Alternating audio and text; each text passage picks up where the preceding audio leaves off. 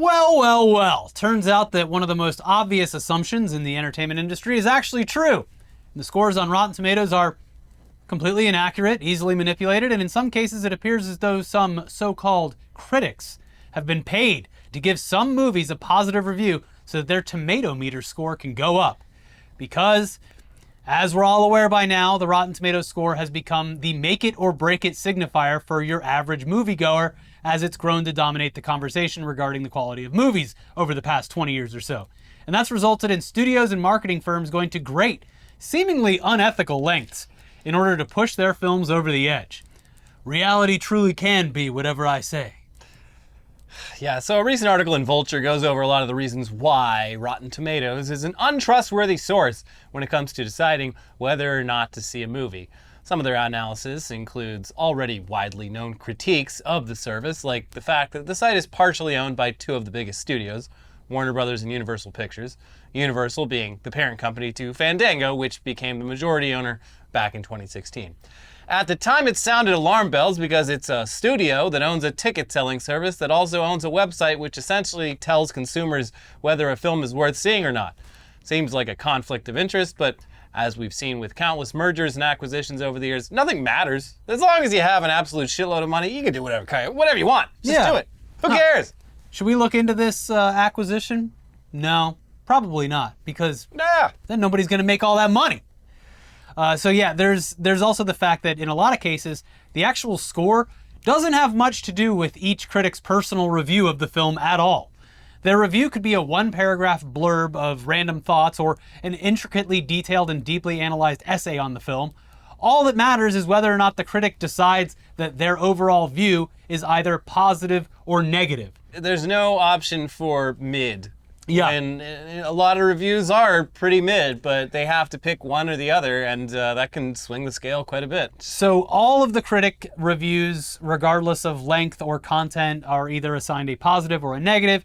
Then the tomato score is calculated by dividing the amount of positive reviews by the number of reviews in total. If 60% of the reviews are positive, it's fresh. Less than 60%, it's rotten.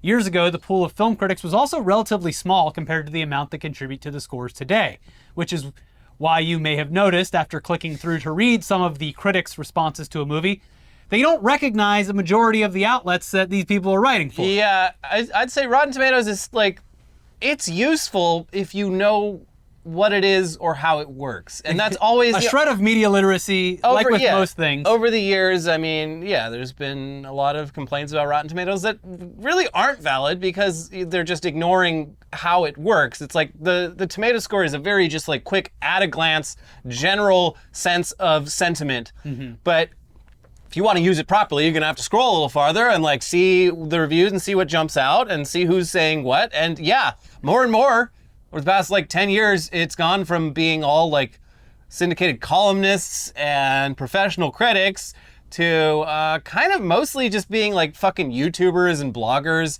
and people whose opinion you can already tell just based off like the name of where they're writing it. It's like ILoveMarvelMovies.com said it's a great movie. It's like, okay, well...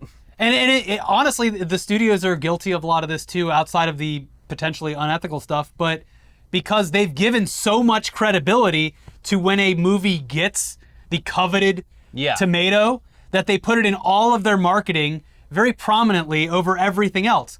So when it goes badly for them, they're really in no position to bitch about it. Yeah. It's also, I mean, Rotten Tomatoes is reliable for general audience type movies, I'd say. Yeah. Like, if it's a Pixar movie, it's like, yeah, pretty much everyone's gonna like that movie. Yeah. If it's something that's a little more, outside of the general audience's stuff, it's gonna be divisive, and it's gonna have a lower score because of that. Yes.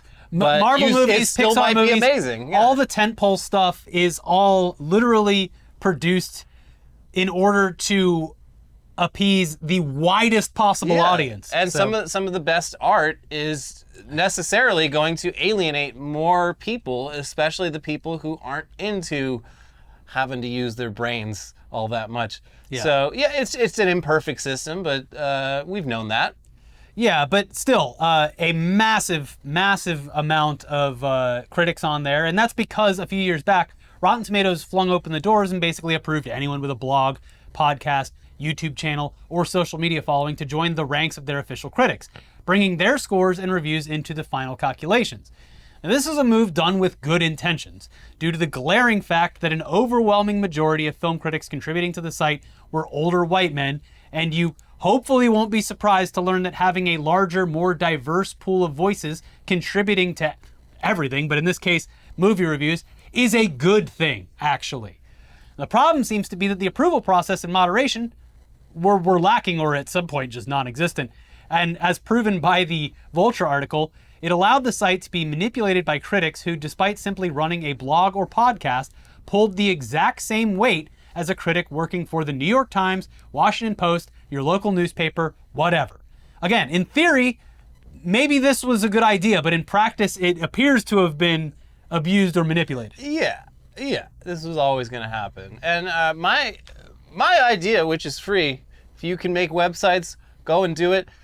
What I've always hoped someone would build is a site where you rate 50 fucking movies, and then they show you, hey, your opinions generally line up with this critic and this critic, so you should probably see what else these specific critics who seem to share your taste, what else they like. That's years ago. I just started gravitating towards certain critics, and I was like, I generally align with them, and I enjoy reading their stuff.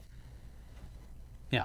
That would be nice. But let's get into the bigger revelations from this article. And again, the full article is linked below in the description, and it's well worth the read. But it starts off by laying out a specific example of score manipulation.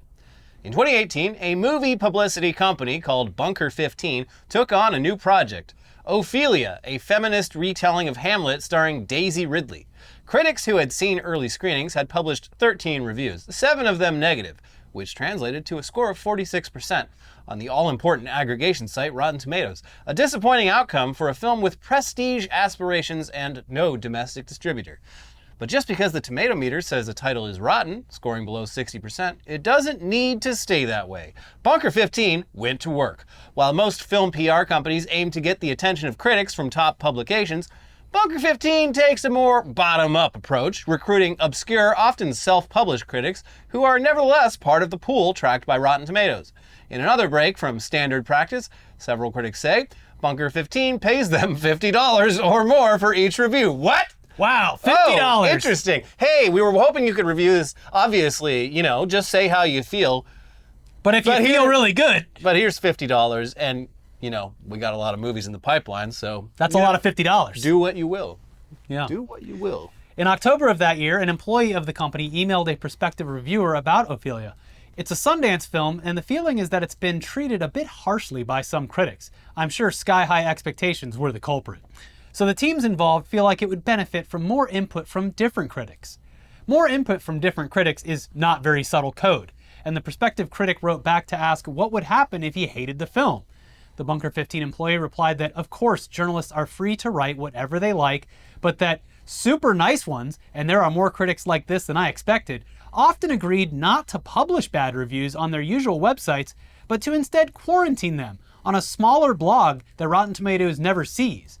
I think it's a very cool thing to do. If done right, the trick would help ensure that Rotten Tomatoes logged positive reviews, but not negative ones. That'd be so cool. You know what would be so cool is if you hated this, you just threw it away. You just threw the review away. In a trash can called, I don't care. There's just so much negativity in the world, Like if you really like the movie, it would be awesome to have it on your blog, but if you hated it, maybe put it on a haters only blog. Yeah. Wow. Between October 2018 and January 2019, Rotten Tomatoes added 8 reviews to Ophelia's score. 7 were favorable, and most came from critics who have reviewed at least one other Bunker 15 movie. The writer of a negative review says that Bunker 15 lobbied them to change it. If the critic wanted to give it a barely overall positive, then I do know the editors at Rotten Tomatoes and can get it switched, a Bunker 15 employee wrote. Ophelia climbed the tomato meter to 62%, flipping it from rotten to fresh. The next month, the distributor IFC Films announced that it had acquired Ophelia for release in the US. Just diabolical. Hey, it worked. You can't argue with the results. It worked, but nevertheless, no one's ever heard of this fucking movie. I mean, I might have heard it when it was out, but no. Nope. In retrospect, never nothing. heard of it. Further down in their reporting, they add that another problem, and where the trickery often begins, is that Rotten Tomatoes scores are posted after a movie receives only a handful of reviews, sometimes as few as 5, even if those reviews may be an unrepresentative sample. But studios see it as a feature, since with a little elbow grease, they can sometimes fool people into believing a movie is better than it is. When a studio is prepping the release of a new title, it will screen the film for critics in advance. It's a film publicist's job to organize these screenings and invite the writers they think will respond most positively. Then that publicist will set the movie's review embargo in part so that its initial tomato meter score is as high as possible at the moment when it can have maximal benefits for word of mouth and early ticket sales. For example, in February, the tomato meter score for Ant-Man and the Wasp: Quantumania debuted at 79% based on its first batch of reviews. Days later, after more critics had weighed in, its rating sank into the 40s. In a statement, Rotten Tomatoes wrote, "We take the integrity of our scores seriously and do not tolerate any attempts to manipulate them. We have a dedicated team who monitors our platforms regularly and thoroughly investigates and resolves any suspicious activity." They also pointed out, like, The Flash did this when they were doing their big final marketing push, where it was like, it had the Rotten Tomato score and it said, like, very small under it, as of this date. Mm-hmm. Probably because they legally had to do that. Yeah, they'd be lying if they didn't do that. But they told the truth by putting all that tiny text there. Yeah. And all of these reasons are why we've shifted the ways that we, and we assume many others, commit to seeing movies. Letterboxd has been a helpful addition to the discourse. Very funny comments on there at the very least. You go to a movie and you can do like the Reddit style ranking. So people I can't get into it. There's some real freaks over on Letterboxd. Yeah, it's just like any social platform. But it's always best, like Elliot pointed out earlier, to simply follow the movie critics that you enjoy reading and tend to side with. Yeah, it's a little more work, but yeah. And at the very least, even if you don't always agree with them, a good critic actually does criticism. Mm-hmm. And you might read a review that someone talks about why they didn't like the movie and say, hey, what they're describing sounds like something I would like. Yeah. Looking at a fucking number is not going to give you that. Now, if you've read a great review before, or even after you've seen a movie, that's where I typically find it. If I love a movie, I'll start looking up what other people have to say about it, and that's where I've found people that I enjoy reading. So just when you do that, follow that critic on social media so you can read their opinions about other things. As for the future of Rotten Tomatoes, the masses don't give a shit. They will never read this article. No. They will remain blissfully unaware. You've got too much slop to eat to take time reading this article. The tomato meter, it's going to be around for a while because lazy people simply want to know if other people liked something that they might be interested in seeing. The piggies want their slop. And they don't want to go see a movie that, bad score. I don't want to be a bad person or have people think that I have bad opinions. For the studios, however, they've already gone to depths that we couldn't have even anticipated because, as I'm sure you've seen previously in recent years, they're just searching through social media for any positive review or reaction. Was it The Flash where they were like flashing like a million different... And it was just Twitter it was just posts. random fucking people. Yeah, any big tentpole movie is like that now. They just find any tweet and then they add that to the trailer. It's actually kind of insane to see a trailer for a huge tentpole movie with heaps of praise all over the screen, and then it's like attributed to Twitter handle Joker Harley 420. Gone are the days when a great film like the Teenage Mutant Ninja Turtles movie, not this one, the previous one, the one from the guy, the Transformers guy. Yeah, Michael Bay. Gone are the days when the Michael Bay Teenage Mutant Ninja Turtles movie could come out and be positively reviewed by Ricky for the Win of machinima.com. And Warcraft.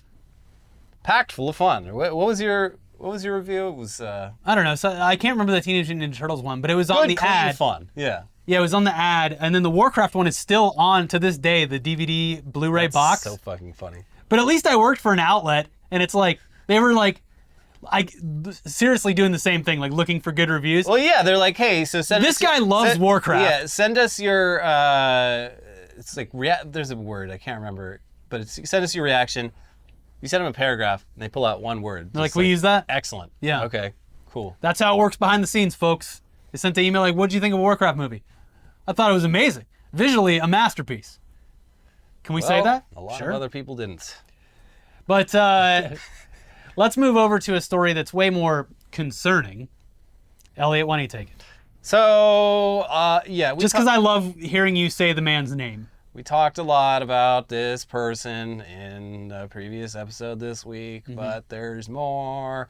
It would appear as though Elon Musk may have meddled in a geopolitical conflict by intentionally shutting off internet access to Ukraine right before they were about to launch an attack on Russian ships. And we saw this a little bit in that Ronan Farrow article in the New Yorker a few weeks back, but it's now been double confirmed, and there's some interesting theories behind it. And this is also coming from his biographer, who is releasing that book soon. So this is a direct relationship with the man himself. So yeah, here's the Daily Beast with more on this. Elon Musk secretly ordered SpaceX engineers to switch off the Starlink satellite communications network near the coast of occupied Crimea in order to thwart a Ukrainian surprise attack on Russia's naval fleet, according to a report. The incident last year is reported in Walter Isaacson's upcoming biography of the billionaire titled Elon Musk. With the comms down, the Ukrainian submarine drones packed with explosives lost connectivity and washed ashore harmlessly, Isaacson writes, according to CNN. Musk was reportedly motivated to foil the attack out of concern that a strike on Crimea would constitute a mini Pearl Harbor and lead to Russia retaliating with nuclear weapons. Does he know what Pearl Harbor is? They were already at war, you fucking idiot. You can't do a Pearl Harbor in the middle of an ongoing war. Yeah. You fucking moron. But yeah, if you look on twitter.com, the social media website twitter.com, all of the Musk fanboys are just like, Elon Musk saved the world? Elon Musk thwarted a potential nuclear holocaust? Wow. Thank you, sir. Thank you for your service. Yeah, masterful gambit, sir. What's even more concerning, though, is the fact that he might have gotten the idea to turn off the Starlink network from none other than total loser and contributor to Russian state-backed news outlet Russia Today, Ian Miles Chong. Yeah, Malaysia's own Ian Miles Chong. A person who I don't even think has ever set foot in the United States of America. Has never been to the United States. But has a lot of opinions on how everything here is run. And a shocking amount of influence. Yeah, a disturbing amount. Despite being just a pathetic, gross, stupid person. Mm-hmm. Musk and the unfortunate-looking Miles Chong have had back-and-forth conversation on Musk's platform multiple times in the past, and in response to a tweet from late last year where Musk said, "I've been up all night trying to think of any possible way to de-escalate this war," which, by the way, in and of itself is, dude, come on. Don't bother me. I'm in here thinking of ways to stop this war. Yeah. In response to that, Chong wrote, "Might be a good idea to take Starlink offline for the terminals used on the front lines. Could encourage them to reconsider their position on advancing towards Crimea and leading the world further into the brink of total war." Yeah, so definitely just a coincidence. Ian Miles Chong just standing above the globe, the puppet master of geopolitics. Yeah. Does the Malaysian government even know about this guy? Do they know what they've got on their hands here? Do they know? The most influential man Do they know? on Earth? Yeah. Also, Ian Miles Chong's fucking CIA files got to be... Some unfortunate analyst at Langley, Virginia, has been just compiling. All right. Okay, you're telling me this man, he's the one whose idea it was? He's pulling the strings? Okay, fine. But yeah, look, coincidence? Sure. But it wouldn't be the first time that Elon has taken advice from random people on Twitter. And CNN adds more to their story, or more to the story in their reporting, and includes a SpaceX executive becoming very, very upset with Mr. Musk, whose decisions seem to come from Twitter and would end up costing the company tens of millions of dollars, saying the following.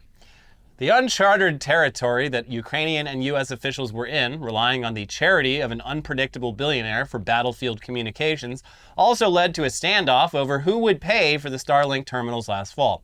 SpaceX had spent tens of millions of its own money sending the satellite equipment to Ukraine, according to Musk. And the company told the Pentagon that they wouldn't continue to foot the bill for the satellite gear, as CNN first reported last October. After CNN's reporting, Musk reversed course, tweeting, "The hell with it. We'll just keep funding Ukraine government for free." Gwynne Shotwell, Musk's president at SpaceX, was livid at Musk's reversal, according to Isaacson. The Pentagon had a $145 million check ready to hand to me, literally, Isaacson quotes Shotwell as saying. Then Elon succumbed to the bullshit on Twitter and to the haters at the Pentagon who leaked the story.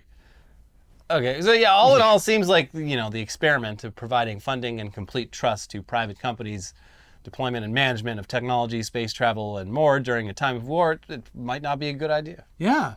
It's concerning. Especially if the guy in charge of that company is a petty man-child who spends most of his time shitposting and taking advice from people who may have ulterior motives, or at the very least, just be dumb as shit. Yeah. Anyways, we have more news and updates for you in just a second, but first, let's thank today's sponsor, Factor. Let them cook. We're talking about the cooks at Factor. With the busy fall season, it's coming, baby. It's here. Temperature outside was actually pretty good this week. I hear they're even starting to sell the pumpkin spice products. Oh yeah. With all of that happening, you might be looking for wholesome, convenient meals for jam-packed days. Factor, America's #1 ready-to-eat meal kit, can help you fuel up fast with chef-prepared, dietitian-approved, ready-to-eat meals delivered straight to your door. You'll save time, you'll eat well, and stay on track with your healthy lifestyle. Too busy with your end-of-summer goals to cook, but you want to make sure you're eating well? With Factor, skip the extra trip to the grocery store and skip the chopping, prepping, and cleaning up too, while still getting the flavor and nutritional quality that you need. Last night I had, it was like chicken and spinach artichoke dip. Incredible. Wow. Yeah. Factor's fresh, never frozen meals are ready in just 2 minutes, so all you have to do is heat and enjoy, then get back to crushing your goals. Refresh your healthy habits without missing a beat. Choose from 34 plus weekly flavor-packed, dietitian-approved meals ready to eat in 2 minutes. Level up with Gourmet Plus options prepared to perfection by chefs and ready to eat in record time. Treat yourself to upscale meals with premium ingredients like broccolini, leeks, truffle butter, and asparagus. Looking for calorie-conscious options ahead of the busy season? We'll try delicious, dietitian-approved, calorie-smart meals with around or less than 550 calories per serving. With Factor, you can rest assured you're making a sustainable choice. They offset 100% of their delivery emissions, source 100% renewable electricity for their production sites and offices, and feature sustainably sourced seafood in their meals. This September, get Factor and enjoy eating well without the hassle. Simply choose your meals and enjoy fresh, flavor-packed meals delivered right to your door. Ready in just 2 minutes. No prep, no mess. Head to factormeals.com/newsdump50 and use our code newsdump50 to get 50% off. That is code newsdump50 at factormeals.com/newsdump50 to get 50% off. Back to the news now, and it's not like we had any kind of respect for Tucker Carlson before he was fired from Fox News and sent to the bowels of X.com for his exclusive new show. But his latest episode shows just how far he's fallen in such a short amount of time. And yeah, the viewership is still awful, inconsistent, and unreliable, but the topics that he's choosing to cover, they're now just completely unhinged conspiratorial bullshit that you would even be surprised to see across the front page of supermarket gossip magazines. Yeah, it's gnarly. The guy's running for president and credible information comes out that he's smoking crack and having sex with dudes. That seems like a story. Well, it would be a story if the media really cared about telling people the truth. Case in point, on his most recent exclusive Twitter show, Tucker Carlson spent the episode perpetuating a completely unsubstantiated rumor that former President Barack Obama is gay, actually. Wow. Not even big if true. Not even a big deal. Yeah. But still. As a virulent homophobe, I will never vote for this man to be president again. Oh, what's that? He can't run again? Okay, then who the fuck cares? Yeah. Yeah, so it doesn't matter. But also, the person that he's giving the megaphone to isn't even a reliable witness at all. He's straight up lying. Yeah. Usually Tucker's just asking questions style of presentation at least has something to do with current events or his opinion on political decision making. This is literally just gossip and rumors that he's leaning into in order to get his name back in headlines. And it's not even new gossip. It's actually old fucking gossip. No, yeah, it's a very strange thing to focus on for Tucker Carlson, who has no restrictions anymore, and this is what he chooses to cover. Yeah, like very telling. I mean, it would be more fresh if he was talking about like Benghazi. Yeah, honestly. Here's the story, but first we should point out that before we even get into it, because this pops up in the story, but like, let's just get out in front of it. Tucker is basing the facts in this interview on a lie detector test that his guest took, despite the fact that guest, Larry Sinclair, failed that lie detector test. But he took it. And that's a Tucker conveniently left that part out. It's a truthful thing to do, to take the test. Tucker himself sums up the story by saying, Larry Sinclair says he had a night of crack cocaine-fueled sex with Barack Obama, and that Obama came back for more the next day. Damn. If Damn, it wasn't, Barry. Yeah, he loved it so much, he came back for seconds. And look, if it wasn't so sad and pathetic, it would be funny to laugh at how far Tucker has fallen. And yeah, no, it's actually okay to laugh at him too, but there are plenty of total weirdos on Twitter who are eating this shit up and taking it as absolute fact. It's not just the failed lie detector test, though. Here's the Telegraph with more. The bigger problem is the reliability of Mr. Sinclair, a man with a rap sheet so long that Dickens could string a novel out of it. Politico, the one outlet that reported in any depth on him when he first went public in 2008, noted that old Larry aliases include Lair Vizcara Avila and Mohammed Gahanan had racked up multiple arrests and convictions, including for fraud. He served a long stint in jail, during which he behaved so badly that he had to be disciplined 97 times. It continues, and it references the polygraph test. Here's how Tucker described his star witness in a separate interview dated August 30th. Larry Sinclair has been in and out of prison. He's got a criminal record. He's poor. He's got a disordered life. I think he has a record of deception. Obviously he does. But for all that, this story is clearly true. After all, Sinclair did say, I'll sign an affidavit, and he did. I'll take a lie detector, and he did.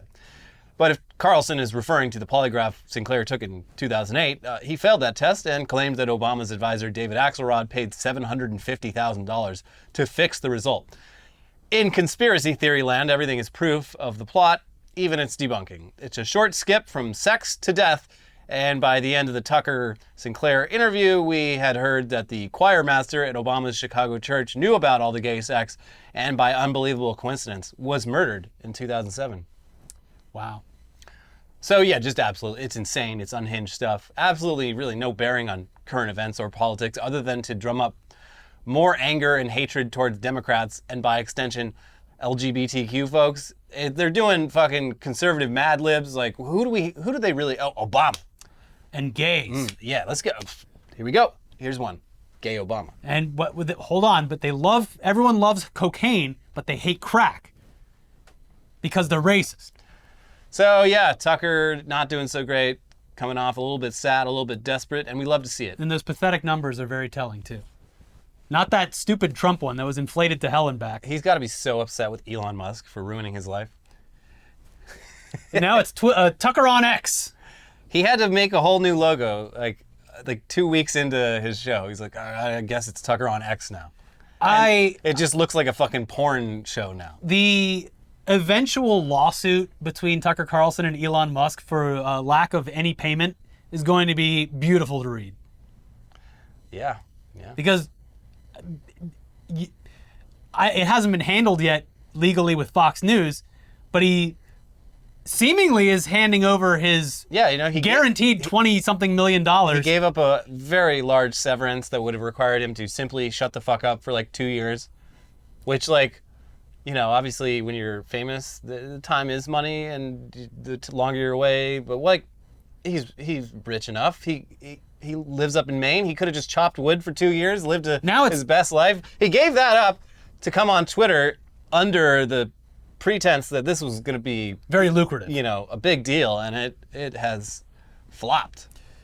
Yeah, and who knows how the payments are going on behind the scenes? There's no money. The ADL took all of my money. That's right. Tucker. Go after the ADL because they're Go the ones ask the taking Jews. The Jews took my money. they're the ones taking it from you, Tucker.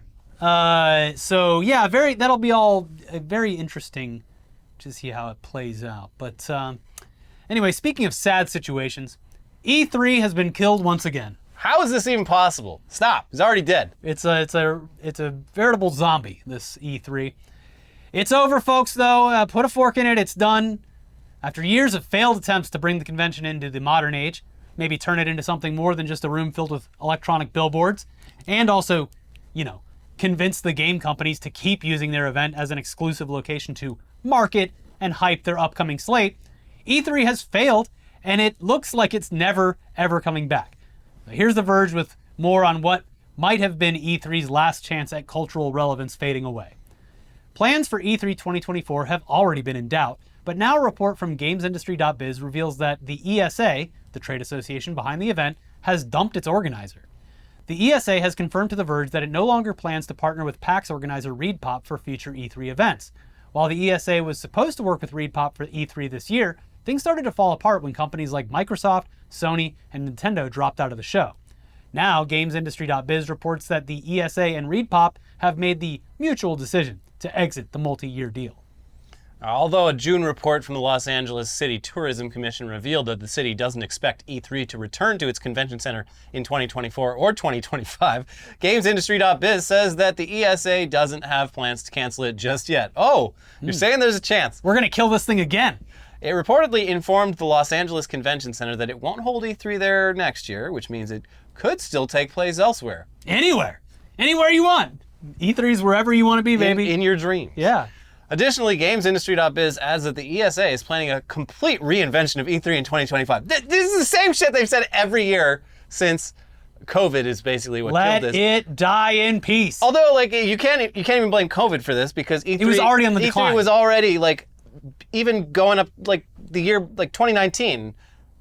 All the major publishers had their own events outside of the LA Convention Center. Just like Comic-Con, all of the big studios are just like, oh, we can just produce all this stuff ourselves. And they couldn't even pivot to, more indie stuff because PAX already has that shit on lock. Yeah. So, yeah, it was redundant. And they opened it up to the general public, but there's nothing for the general public to do. Yeah, okay, you show up at 8 a.m. and maybe... You look at some cosplay. Stand in 2 or 3 lines to play 5 minutes of gameplay. E3 kind of sucks. Yeah. It's a trade convention. That's what it started as, just a way for retailers to be like, what's coming out this year? Yeah, how many copies of these games should we order for my regional GameStop that I own? It was never for you. That it's such an antiquated idea. Anyway, E3's never coming back. Kiss it goodbye. Yeah. Or at least there's no way it ever goes back to what it was. If anything, it'll be a tiny shell of itself. Just using the name. Maybe resemble a regional PAX event where it's just a mall for gamers to shop in with events related to gaming happening throughout. Nothing wrong with that, but it's not what E3 was. But unfortunately, what E3 was has absolutely no relevance in today's gaming landscape. Developers and publishers can market directly to the consumer with none of the restrictions, cost, production, or specific timing that E3 demands. So while it might some time off in the future return as just a gaming event of some sort, the E3 that everyone knew has died. Again. For the 4th time? They keep dragging that body back out to beat it. Yeah, E3's died more times than Michael Myers. That's right. But he keeps coming back. Yeah, with a vengeance. And then at the end of the video, which is right now, I just wanted to talk about my new favorite mascot, BOLTMAN. Yeah. BOLTMAN has been around for a long time. I don't know how I never knew about BOLTMAN until I started seeing memes of him. So the big resurgence in BOLTMAN was that it's BOLTMAN. Okay, there's a lot that goes into this. So the Los Angeles Chargers are an NFL football team. They were the San Diego Chargers. So BOLTMAN, what went viral 2 weeks ago was BOLTMAN paying his respects to a bust of Junior Seau. Who fucking killed himself after with CTE. It's a tragic fucking story. Horrific event. And did it in a way that his brain could be preserved intentionally shot himself through the heart so that his brain could be studied intact. And it's horrible. just Boltman staring at it, like paying my respects. Yeah, and you see him from the back, and you're like, okay, that's a little weird. And then That's weird. And then people started posting online. They're like, oh, by here- the way, this is what it looks like if Boltman is staring at you. And it is the most, like, aggressive old white dude in a truck looking face that you've ever seen. it looks like if the movie The Mask had starred young Jack Nicholson, and the mask was yellow instead of green. And that's not even the only Boltman face. Yeah, so I think that is the current Boltman, but there has been at least 3 other Boltmen over the past like 10 years. Like they change Boltman every couple of years because they're like, people have gotten used to this Boltman. He's not scary anymore. Yeah. We need a new Boltman that's gonna scare the shit out of people. There's some that look insane. Well, like so originally it was like A cloud, it was, like a lightning bolt. It was a lightning bolt with arms and legs, looking like a real weird. Real kind of dumpy. First one real gross, and then they like got a little bit better. But then they're like, wait, why can't it just be a tough dude in a football uniform but with a lightning bolt for a head? Yeah. And he's got wraparound shades because he loves the police. So here's where it gets weird and dumb. Boltman, turns out, is just an unofficial mascot Wait, what? who attempted to make himself official. Wait, And really? when the Chargers moved from San Diego to Los Angeles, the guy, who I think is like a dentist or a real estate guy, What the fuck? who had played Boltman for all these years, What? sold the costume, and by selling the costume, he also wrote in the eBay listing that he sells the like worldwide rights The IP? of Boltman. Wait, so do the Chargers even have an official mascot? I don't know, but it's like you know how the Clippers had Clipper Darrell, who was just a guy Yeah. and was just like, yeah, I'm the guy that dances in the crowd. You know, big deal. Interesting. The Chargers, I don't know if they have anything, but Boltman was a full, elaborate, costumed mascot that was clearly at some points on the field representing the team.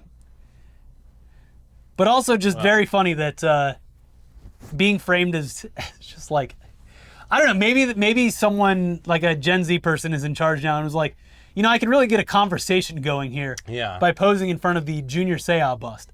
Just paying my respects.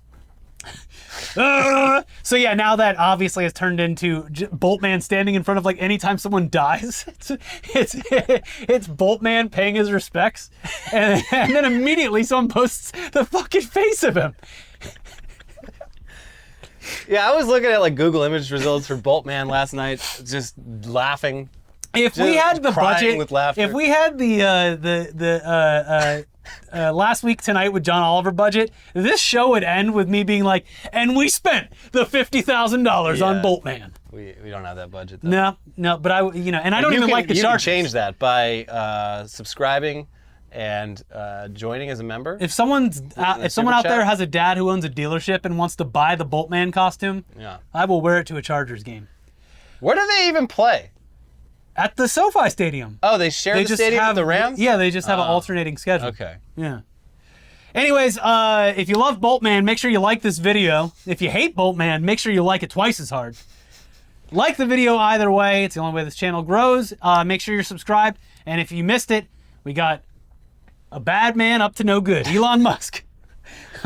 Video full of Elon Musk and another video about Burning Man from earlier in the week. Yeah. Check those videos out. We'll be back with some weekly weird news for you in just a little bit.